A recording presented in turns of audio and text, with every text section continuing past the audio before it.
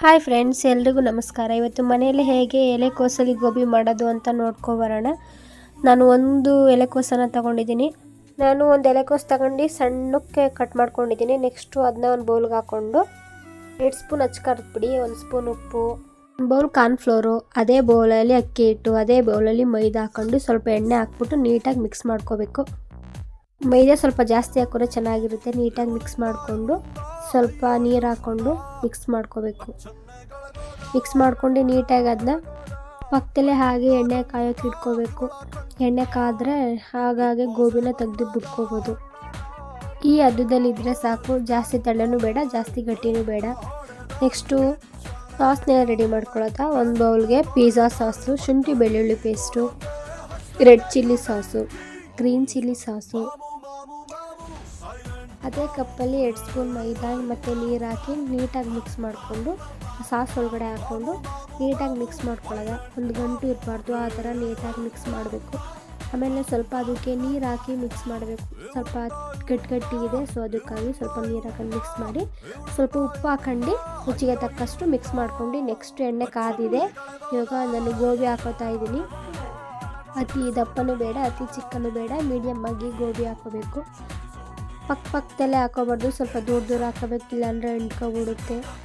ನಾನು ಇದು ಗೋಬಿನ 3 ಒಬ್ಬೆ ಬೇಯಿಸ್ಕೊಂಡಿದ್ದೀನಿ. ಗೋಬಿ ಜಾಸ್ತಿ ಆಗಿತ್ತು, ಅದರಿಂದ ಬೇಯಿಸ್ಕೊಂಡಾದ್ಮೇಲೆ ಒಂದು ಪಕ್ಕಕ್ಕೆ ಕಡಾಯ ಇಡಬೇಕು.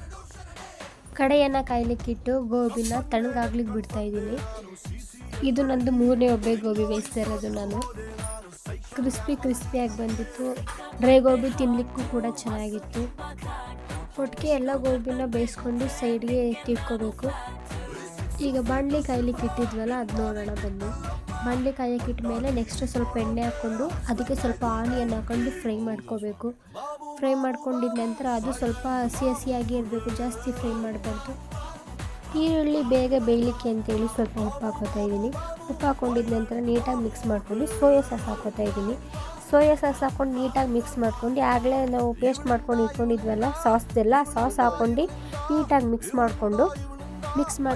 ಮಾಡ್ತಾ ಸ್ವಲ್ಪ ತಿಕ್ಕಾಗಿರಬೇಕು. ಅದು ಸ್ವಲ್ಪ ಗೋಬಿನ ಹಾಕ್ಕೊಂಡು ನೀಟಾಗಿ ಮಿಕ್ಸ್ ಮಾಡ್ಕೊಂಡು ಎಲ್ಲ ಗೋಬಿಗಳಿಗೂ ಸಹ ಮಸಾಲೆಗಳು ಇಟ್ಕೋಬೇಕು. ಆ ಥರ ನಿಧಾನಕ್ಕೆ ಮಿಕ್ಸ್ ಮಾಡಿಕೊಂಡು ಸ್ವಲ್ಪ ಟೈಮ್ ಅದನ್ನು ಕೂಡ ಫ್ರೈ ಮಾಡ್ಕೋಬೇಕಾಗುತ್ತೆ.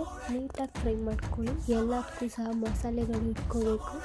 ನೀಟಾಗಿ ಮಿಕ್ಸ್ ಮಾಡ್ಕೊಂಡಿದ್ದ ನಂತರ ಸ್ವಲ್ಪ ಕೊತ್ತಂಬರಿ ಸೊಪ್ಪು ಹಾಕ್ಕೊಂಡು ಮತ್ತೆ ನೀಟಾಗಿ ಮಿಕ್ಸ್ ಮಾಡ್ಕೋಬೇಕು. ನೋಡಿ, ಹೀಗೆ ಸ್ಪೈಸಿಯಾಗಿ ಬಿಸಿಯಾಗಿ ಮನೆಯಲ್ಲೇ ಮಾಡಿದಂಥ ಗೋಬಿ ರೆಡಿಯಾಗಿದೆ.